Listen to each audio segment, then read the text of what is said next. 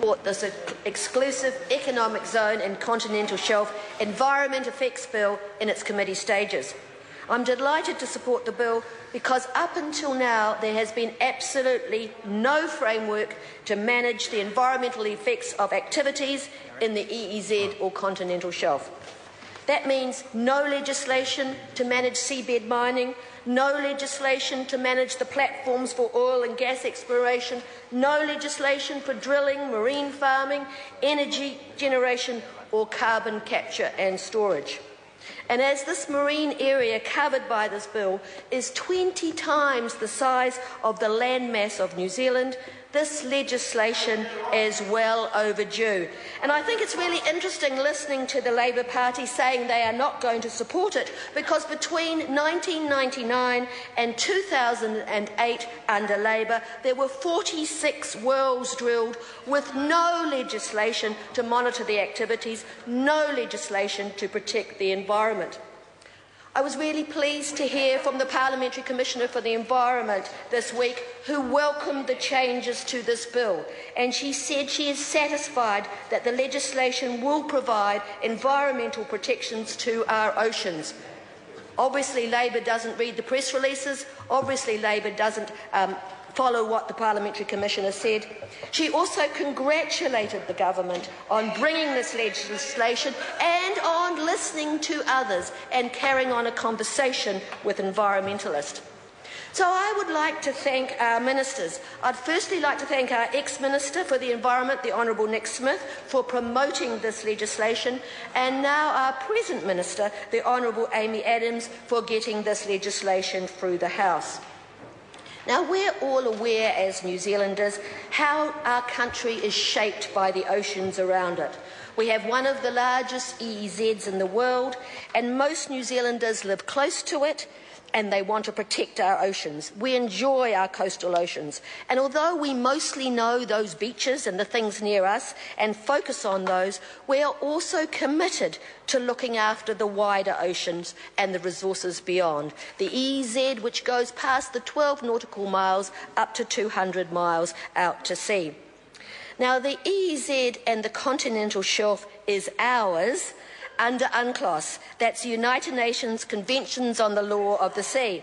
And because it's ours under this legislation, we have both rights and responsibilities. We have the right to manage and to use the resources in the EEZ and continental shelf, but we also have the responsibilities to protect and conserve the marine environment. And this is exactly what this legislation will enable. Now, the Local Government and Environment Select Committee worked hard on this bill, and we made a large number of changes. But the issues that we were most interested in Part 1 were the purpose clause of the bill and whether the bill met with our international obligations. Now, the original purpose of the bill was based on the principle of balance, the balance between looking after the environment and managing our economy. But the Minister has since revised that purpose in her SOP number 100, and the purpose is now to promote the sustainable management of the natural resources of the EEZ and the continental shelf. Now, of course, this is in line with the RMA, which is the management tool that looks after that first 12 nautical miles of our coastal waters, so it makes sense to use that for the greater EEZ.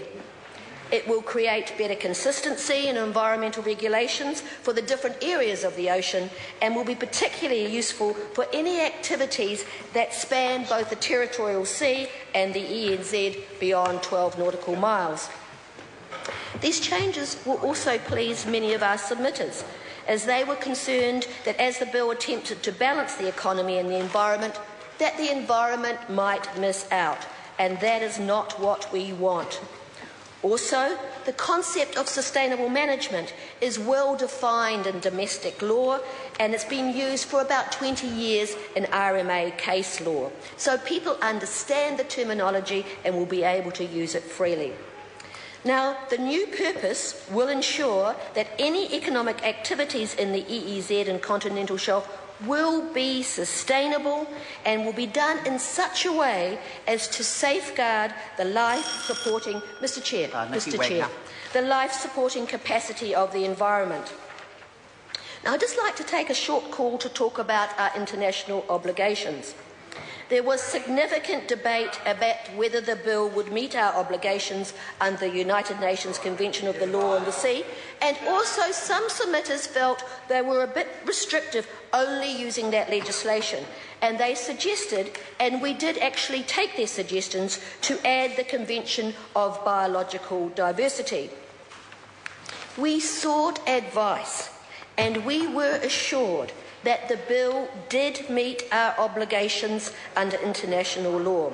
But the Legislative Advisory Committee advised us not to allow our international obligations to become an interpretation tool, because that would risk the bill becoming subject to international obligations not considered by our Parliament. However, we did include the Convention of Biological Diversity. Now, under the Minister's SOP number 100, the text is amended, both to do with UNCLOS at 1982 and the Convention of Biological Diversity in 1992 are included, and our commitment to both these obligations clarified by saying the Act continues or enables the implementations of New Zealand's obligations relating to the marine environment under these conventions.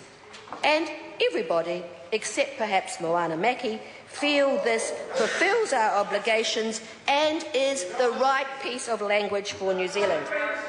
Now, I believe that the amendments made to the original bill improve its significance, and I would like to thank all the people, the members of the Committee of Local Government and Environment, for the work they did do to improve that bill. And I'd like to thank the Greens for their input, and also the Labour Party, because there were times that we got a better outcome because of that discussion. Now, just before I go, I would like to put an answer to Grant Robertson's concern. This bill is predicated on caution, because of the size of the EEZ and the unknown quantities of our waters, and because that new emerging technologies are being involved, it seeks to favour caution and environmental protection. As a default position, all activities are discretionary unless they are classified as permitted. So until we have more knowledge, each activity will be considered at a case-by-case approach, and I think that's appropriate, and I think they should put Mr Robertson's fears to rest. Thank you, Mr. Call Gareth Hughes. Kia ora, Mr.